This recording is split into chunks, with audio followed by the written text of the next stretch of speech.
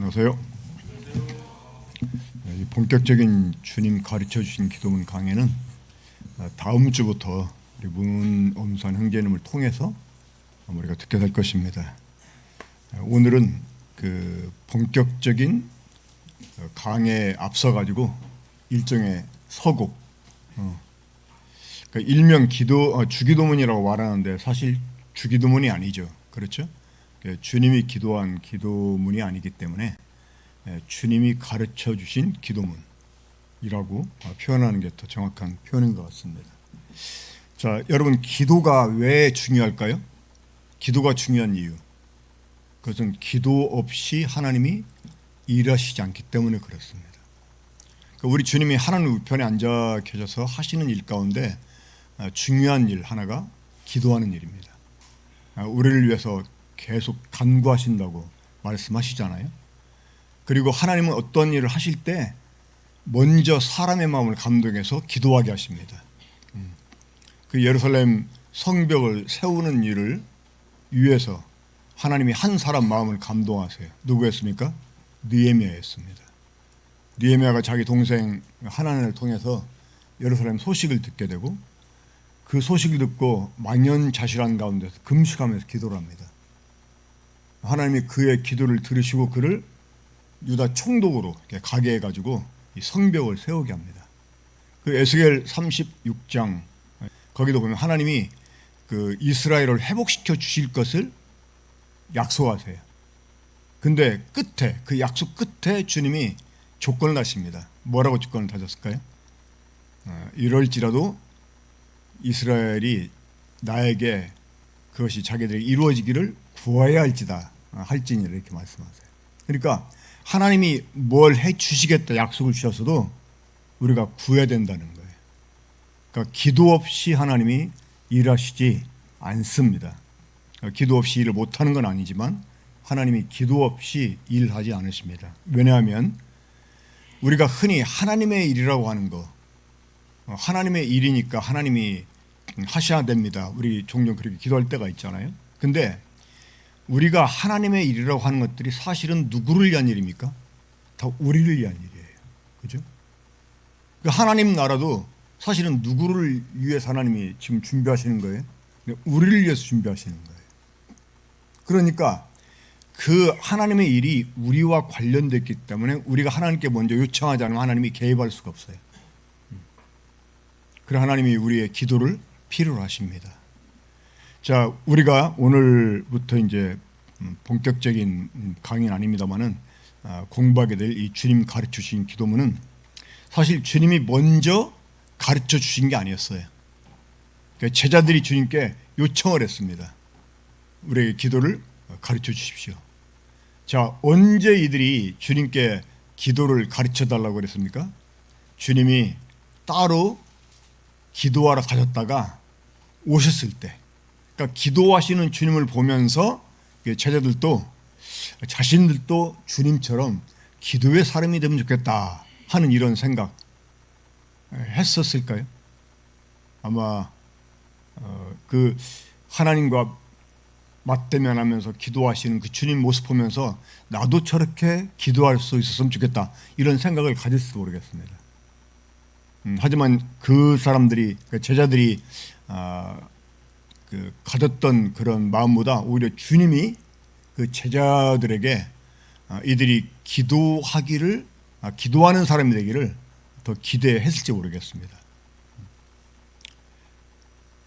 그 누가복음 11장 1절 보면 예수께서 한 곳에서 기도하시고 마치심에 제자 중 하나가 여짜오되 주여 요한이 자기 제자들의 기도를 가르친 것 같이 우리에게도 가르쳐 주옵소서. 그러니까 이제 주님께 기도를 가르쳐 달라고 요청을 했습니다. 자, 여러분, 일반적으로 기도하면 우리가 그 기도를 어떻게 정의할 수 있을까요? 자, 일반적인 사람들이 기도하면 그 기도를 어떻게 생각합니까? 바로 자신의 소원을 비는 거. 그러죠? 자, 우리 보통 기도해 주세요 할 때 자신의 어떤 바람을 하나님께 이제 기도해 달라고 요청하는 거잖아요. 그러니까 자신의 어떤 바람, 자신의 어떤 소원을 하나님께 구하는 것, 이것이 기도로 말할 수가 있어요. 그럼 주님이 너희는 이렇게 기도하라 하고 이 기도문을 가르쳐 주셨잖아요. 그럼 이 기도문이 이제 우리의 기도가 되어야 되는데, 이 주님이 가르쳐 준 기도문이 우리의 기도가 되려면 이 기도 내용이 뭐가 되어야 될까요? 우리들의 진정한 소원이 되어야 돼요. 이 주님이 가르쳐 주신 기도문이 진짜 내 기도가 되려면 이 기도 내용이 내 소원이 되어야 돼. 그렇지 않겠습니까? 이것이 정말 내 간절한 바람이 되어야 돼. 그래서 우리는 정말 이 주님이 가르쳐준 기도가 내 기도가 되도록 이것이 정말 내 소원이 되게 하고 나의 간절한 바람이 되게 해야 되는데, 그러려면 어떻게 되겠습니까? 이 기도 내용을 우리가 정확하게 그리고 자세하게 이해할 수 있어야 됩니다. 자, 먼저 우리는 이 기도의 패턴을 익혀야 됩니다. 자, 우리 여러분 그 옛날에 제가 한번 말씀드렸죠. 기도손 생각나십니까? 기도손. 맨 처음에 자, 엄지손가락부터. 자, 맨 처음에 기도 내용 뭘로 시작해요? 찬양, 하나님을 높이는 이제 말로 시작을 하고요. 두 번째는 감사, 다음에 중보, 이제 다른 사람을 간구하는 거죠. 그 다음에 세 번째 좀 자백이 있었어요. 자백, 그리고 중보, 강구. 뭐 처음 듣는 것 같아요. 그러니까 찬양, 감사, 자백. 왜 자백이 필요할까요? 우리가 우리 마음에 죄를 품으면 하나님이 듣지 않으신다고 그랬거든요. 그래서 먼저 자백을 하고, 그 사고를 저질러 놓고 뻔뻔스럽게 와가지고 뭐 해달라고 요구하면 아무리 눈에도 안 아플 자식이지만 그냥 기분 좋게 들어줄 수 있겠어요. 먼저 잘못을 자백을 해야 되죠. 그 다음에 중보는 다른 사람을 간구하는 것이고, 다음에 간구, 나를 위한 기도를 합니다. 자, 마지막으로 한 번 더 합니다. 맨 처음에 뭐라고요? 찬양, 감사, 자백, 중보, 간구. 이것처럼 이 주님 가르쳐 주신 기도문도 보면 맨 처음에 하나님을 높이는 말로 시작이 됩니다. 그리고 이제 하나님에 관련된 것들 먼저 이렇게 이제 간구가 되고, 그런 다음에 우리의 어떤 도움을 하나님께 또 그 의뢰하면서 구하고, 이런 내용들로 이렇게 이어지게 됩니다. 자, 그래서 우리가 이제 주님 가르쳐 주신 기도문을 우리의 소원으로 가지려면 우리가 이 내용을 잘 이해를 해야 되는데, 먼저 이 패턴을 우리가 잘 익혀야 돼요. 그러니까 기도의 그 패턴이 있어요. 중구난방으로 막 무조건 막 와가지고 막 해달라고 이렇게 떼쓰는 게 그 기도가 아니고, 먼저 그런 내용을 말하기 전에 우리가 하나님께 이제 기도하는 어떤 순서들이 있다고 하는 것입니다. 다음에 내용을 우리가 이해를 해야 돼. 내용을. 주님이 이 가르쳐 주신 기도문을 통해서 주님은 제자들에게 정말 그들이 무엇을 위해 살아야 될지를 교훈해 주신 것 같아요. 사실 이 기도는 단순히 입으로만 구하는 게 아니잖아요. 그렇죠? 이게 우리의 삶이 돼야 돼. 내 소원이 돼야 되고, 내 바람이 되고, 그러면서 내 삶이 돼야 돼. 우리가 이러한 삶을 기도하면서 사실은 살아야 됩니다. 그래서 이 내용을 우리가 잘 이해를 해야 됩니다. 아까도 말했지만 이 기도 내용이 자신의 간절한 바람이 되게 할 때 우리가 주님 가르쳐 주신 기도를 제대로 할 수가 있습니다. 자, 우리 함께 9절부터 13절까지 읽어보겠습니다. 시작. 그러므로 너희는 이렇게 기도하라. 하늘에 계신 우리 아버지여, 이름이 거룩히 여김을 받으시오며 나라가 임하옵시며 뜻이 하늘에서 이루어진 것 같이 땅에서도 이루어지이다. 오늘 우리에게 일용할 양식을 주옵시고, 우리가 우리에게 죄 지은 자를 사하여 준 것 같이 우리 죄를 사하여 주옵시고, 우리를 시험에 들게 하지 마옵시고 다만 악에서 구하시옵소서. 나라와 권세와 영광이 아버지께 영원히 있사옵나이다. 아멘. 이 가로를 쳐놓은 것은 이게 킹 제임스에게만 나오고 다른 영어訳본에는 안 나옵니다. 이 부분이. 우리말 성경은 이 번역 저 번역 이렇게 막 가리지 않고 좀 좋은 것들 이렇게 갖다가 번역을 해놔서 킹 제임스 역을 여기다 이제 이렇게 추가를 시켜놨습니다. 자, 이 내용을 한번 분석해 보도록 하겠습니다.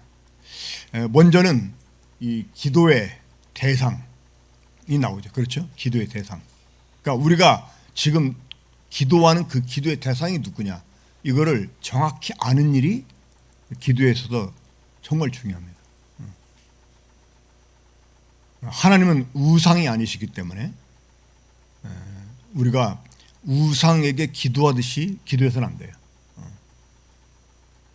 그러니까 하나님을 하나님답게 우리가 알고 하나님을 하나님답게 대하면서 그분께 합당하게 우리가 기도를 해야 돼요. 일단 우리가 기도하는 기도의 대상이 누구냐, 이제 다음에 더 자세한 설명이 주어지겠습니다만은, 이 하늘에 계신 우리 아버지, 참 이미 이 고백부터가 엄청난 거예요, 사실은. 어쩌면 다음 주에 우리 이 주님 가르쳐 주신 기도문 강해를 제대로 듣지 못할 수도 있어요. 우리 문화 선생님이 여기에 감격해가지고 막 눈물 줄줄 흘리면서 막 감격해서 막 이렇게 하다 보면 시간이 다 갈 수도 있어요. 엄청난 일 아닌가, 그렇잖아요. 이 하늘이라고 하는 것은 우리가 흔히 하늘하면 땅과 대조된 높은 것 생각하는데, 이 하늘은요 모든 것을 초월한 것을 가리킵니다. 하나님은 하늘들의 하늘이라도 감당하지 못하는 분이라고 했어요. 그렇죠? 하늘이라도 하나님을 받아둘 수가 없어요. 그러니까 하늘에 계시다고 할 때 이 하늘은 일반적인 하늘을 가리키는 게 아니고 모든 것을 초월한 것을 가리켜요. 근데 그런 곳에 계신 분이 우리 아버지라고 하는 거. 제가 너무 많이 풀어버리면 안 되니까. 아무튼 이 기도의 대상을 바로 알고 우리가 그분께 구할 수 있다고 하는 거. 우리 지난번에 박성님 통해 가지고 그 구하라 그러면 주실 것이요 할 때 거기 구하는 데 초점이 맞춰지는 게 아니라 주는 분에게 초점이 맞춰진 그 말씀이거든요. 주신다는 거예요, 하나님. 그분은 아버지시기 때문에 좋은 걸 주시는 분이라고 하는 거예요. 그러니까 그 이분이 주실까 안 주실까? 이분이 내 기도를 들어줄까 안 들어줄까? 내가 뭐 요청하면 이분이 그 관심을 가질까? 뭐 이렇게 생각하면 사실 기도할 마음이 많이 줄어들게 되잖아요. 근데 이분이 우리에게 후히 주시고 꾸짖지 않는 분이다. 이분은 우리 아버지시다. 이러면 정말 이 기도할 때 너무나 마음이 편해지고 더 신뢰가 가고, 그러니까 이 기도의 대상이 참 중요하고요. 그리고 더 특히 중요한 것은 이 기도의 대상과 지금 기도하는 나와의 관계입니다. 그렇죠? 자, 하늘에 계신 우리 아버지, 그러면 거기에 관계도 나오잖아요. 이런 그 관계를 우리가 충분히 이해하고 거기에 머물러서 평안을 누린다고 하는 것 자체가 진짜 너무나 복된 일입니다. 자, 기도의 내용들을 보겠습니다. 기도의 내용 보면 첫 번째가 무엇이었습니까? 이제 그 아버지의 이름이 거룩하게 받는 거 말고 첫 번째가 하나님 나라가 아버지의 이름이 이제 먼저 거룩하게 되기를 원하고 다음에 하나님 나라가 임하는 것이었어요. 자, 하나님이 천지를 창조하신 목적, 하나님 나라를 이루기 위해서입니다. 그 하나님의 그 존재, 하나님이 그 존재의 어떤 그 세계를 만드시고, 그 세계를 만드시고 하나님이 어떤 꿈을 꾸냐면 그 세계 속에 자신의 전부를 가지고 들어가는 거예요. 그러니까 자기가 만든 세계 속에 자신의 전부를 가지고 들어가는 거예요. 그리고 자기가 지은 모든 것들이 자기의 전부를 누리게 해주고 싶어하는 이런 그 꿈을 꾸며 창조주가. 근데 하나님 나라는 그런 나라거든요. 그러니까 하나님 나라가 임하는 것이 하나님의 소원이고 또 우리의 소원이 돼야 돼요. 그게 하나님 나라가 임하는 것을 위해서 기도하고 있고요. 그리고 그 다음이 무엇이었습니까? 하나님의 뜻이 이 땅에서 이루어지는 거예요. 어떻게? 하늘에서 이루어진 것처럼. 그러면 이 땅에서 하나님의 뜻이 이루어지기를 우리가 기도하는데 그 이루어지기를 원하는 아버지의 뜻이 뭘까? 하나님의 뜻이 뭘까? 그 하늘에서 이루어진 하나님의 뜻이 뭐냐? 이걸 알아야 되겠죠. 그렇죠? 그러니까 하늘에서 이루어진 하나님의 뜻이 뭔지를 알 때 이 땅에서 이루어지거나 하나님의 뜻, 그게 뭔지 우리가 또한 이해할 수 있게 됩니다. 저는 일단 이것이 복종이라고 좀 생각이 들었어요. 이 부분도 자세하게 아마 앞으로 이제 설명이 될 겁니다. 그 다음에 이제 그 오늘 우리에게 필요한 양식을 위해 달라고 이제 기도하잖아요. 매일의 양식을 위해서. 그거는 매일의 필요를 위해 하나님을 의뢰하는 것을 말해요. 하나님은 자신을 의뢰하는 사람, 이 사람들 향해서 뭐라고 말씀했냐면 환난 날에 나를 부르라. 내가 너를 건지리니 네가 나를 영화롭게 하라 이렇게 말씀하십니다. 그러니까 그 순간순간의 필요를 우리가 하나님께 아뢰고 그 도움을 하나님께 의뢰할 때 하나님이 오히려 그 일을 통해서 영광을 받으신다는 거예요. 그러니까 때로 우리에게 어려움이 올 때 하나님 그 어려움을 통해서 나에게 간증을 주시고 그걸 통해 나를 하나님을 찬양하게 하시고 하나님이 그로 인해서 영화롭게 되신다는 사실, 우리 이걸 주님이 가르치신 기도문 가운데서 배우게 됩니다. 그리고 이 사죄를 위한 그 기도, 우리는 먼저 용서를 받았습니다. 그렇죠? 그리고 용서하는 삶을 우리 살게 됩니다. 그리고 용서하는 삶을 통해서 또 용서를 받게 됩니다. 주님 가르쳐준 기도문 보면 용서해달라고 기도할 때 조건을 내. 어떤 조건을?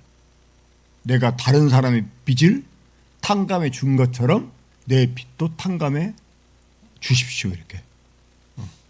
그러니까 이것은 이미 용서를 받은 사람이 아니면 기도할 수 없는 것이에요. 이미 목욕을 한 사람들이 이제 손과 발만 씻으면 된다고 말씀했는데 그것들이 이미 우리가 용서를 받았으면 또 용서하는 사람이 돼야 되고 우리가 그 용서하는 삶을 통해서 또 용서를 받게 되는 그러한 이제 어떤 삶의 원리를 또한 우리가 이 기도를 통해서 배우게 됩니다. 자, 유혹에 빠지지 않게, 그 영어로 보면 뜻이 더 정확하게 나오는데요. Lead me not into temptation 이렇게 되어 있어요. 그러니까 직역하면 어떻게 됩니까? 나를 유혹 가운데로 인도해 가지 말아달라는 거예요. 나를 유혹 가운데로 인도해 가지 말아달라? 하나님이 우리를 유혹 가운데로 인도해 가는 분입니까? 아니잖아요. 근데 어떻게 그렇게 기도할 수 있죠? 우리말에 그냥 나를 시험에 들게 하지 마옵시고 이렇게 이제 간단하게 지나갔었는데 Lead me not into temptation, 시험 가운데로 유혹 가운데로 나를 이끌어가지 말아달라고. 근데 하나님이요 그렇게 하는 경우가 있습니다. 언제일까요? 성령님이 계속 권고를 해요. 유혹에 넘어가지 말라고, 한눈 팔지 말라고, 계속 양심의 가책을 주고. 근데 우리가 고집부리잖아요. 그걸 쉽게 못 놓고 미련을 갖고 고집부리잖아요. 그러면 하나님이요 내버려 두십니다. 더욱 완악하게 되면 유혹 가운데 빠지게 그냥 하나님이 허용을 해버려요. 구약에 보면 그런 경우가 많이 있어요. 하나님이 어떤 악한 일을 계획하시고 악한 일을 계획했다 그 사람 명시키기로 작정을 하고 어리석음에 빠지게 그냥 내버려 둬요. 그러니까 그 사람이 뭔가 고집부렸을 때 성경 보면 그 뒤에 어떤 내용이 나면 하나님이 그 사람이 멸하시기로 작정했습니다. 이런 그 표현이 나옵니다. 그러니까 하나님이 멸하시기로 작정한 사람은 그냥 내버려 둬요. 그러니까 하나님이 그렇게 하지 말아달라는 거지. 그러니까 우리가 어리석어서 때로 막 미련하고 완악해서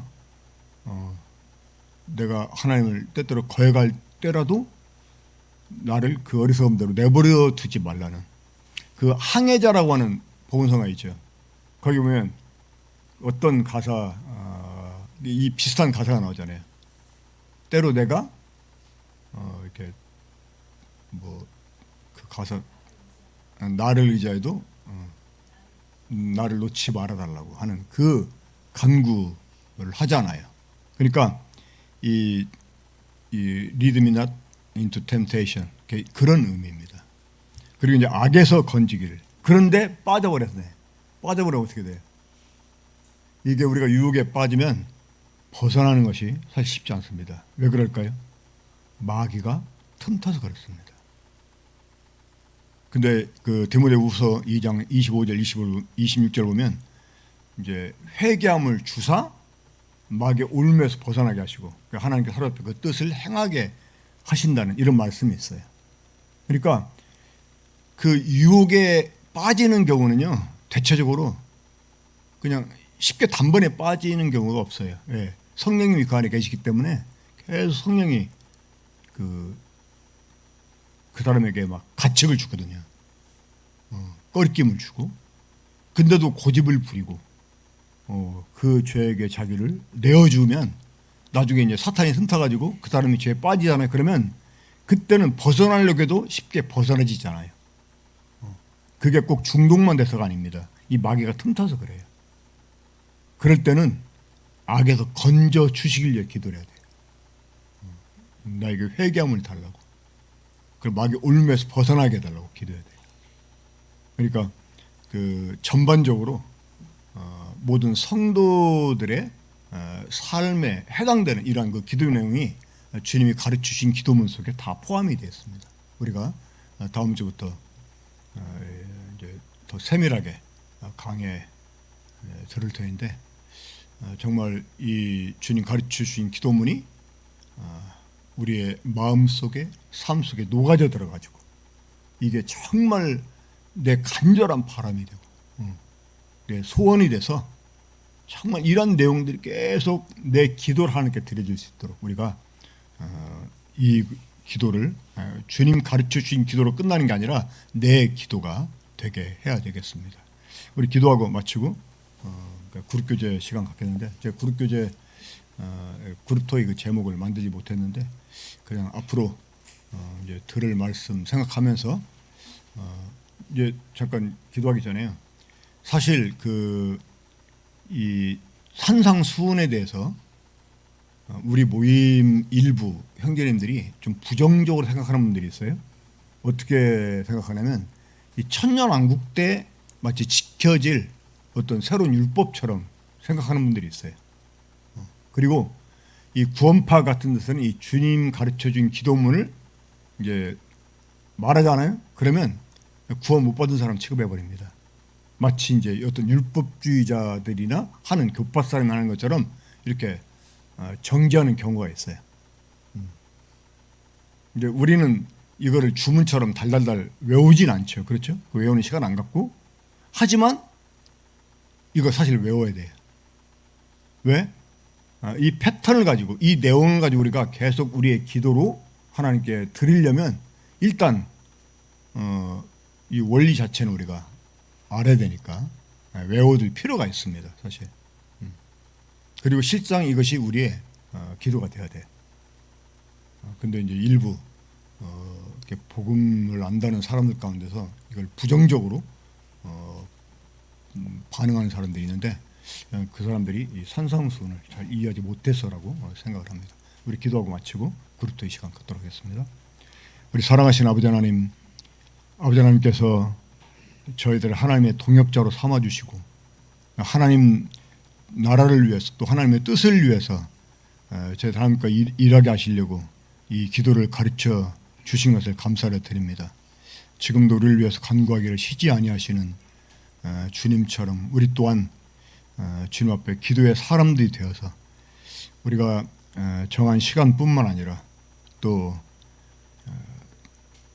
항상 기도하기를 쉬지 않는 저희들 되게 해주시고 특별히 주님이 가르쳐 주신 이 기도문을 우리의 소원으로 가져서 정말 이것이 단순히 주님이 가르쳐 준 기도문을 되뇌이는 것이 아니라 우리의 기도로 주님 앞에 드릴 수 있게 되기를 원합니다. 이후에 그룹 토의를 함께 해주시고 토의를 통해서 저희들에게 더 풍성하게 주님이 교훈해 주시길 바라옵고 이 모든 것을 주 예수 그리스도 이름으로 기도합니다. 아멘. 네, 감사합니다.